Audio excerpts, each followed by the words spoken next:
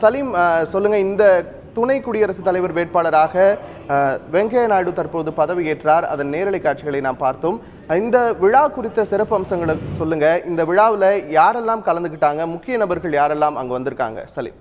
அதாவது நம்ம தமிழகத்தை பொறுத்தவரை தமிழக முதலமைச்சர் திரு எடப்பாடி பழனிசாமி அவர்களும் தமிழகத்திலிருந்து திரு ஓ பன்னீர்செல்வம் அவர்களும் இருவருமே இந்த நிகழ்ச்சியில் கலந்து கொண்டார்கள்.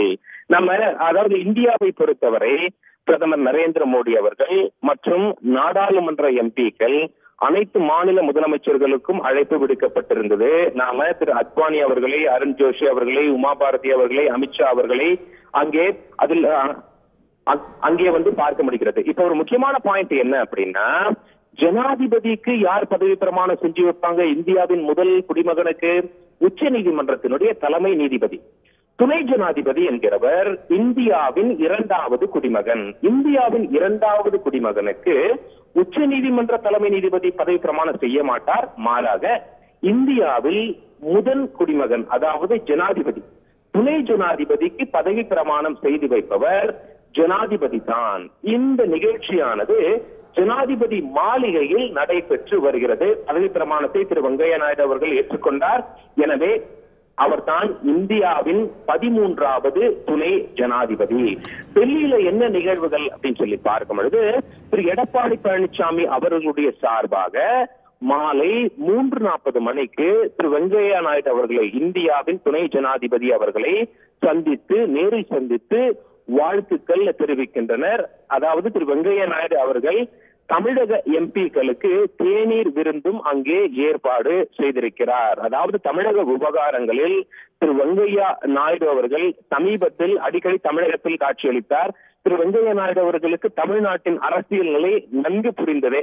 ஏற்கனவே திரு வெங்கையா நாயுடு அவர்களை துணை ஜனாதிபதியாக நியமிக்கப்பட்டிருக்கும் பொழுதே அதிமுகவின் இரு அணிகள், அதாவது எடப்பாடி பழனிசாமி அவர்களும் சரி, திரு ஓபிஎஸ் அவர்களும் சரி, சென்று அவருடைய இல்லத்தில் சந்தித்து வாழ்த்து தெரிவித்தனர்.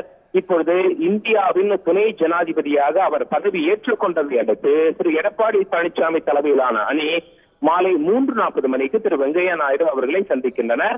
ஜனாதிபதி பதவி ஏற்றுக்கிறதுக்கும் துணை ஜனாதிபதி பதவி ஏற்றுக்கிறதுக்கும் நிறைய வித்தியாசம் இருக்கு. அதாவது பதவி பிரமாணத்தை குறித்து நாம் தெளிவுபடுத்தினோம். அது மட்டும் இல்லாம ஜனாதிபதி பதவி ஏற்றுக்கிட்டது நாடாளுமன்ற மைய மண்டபத்தில்.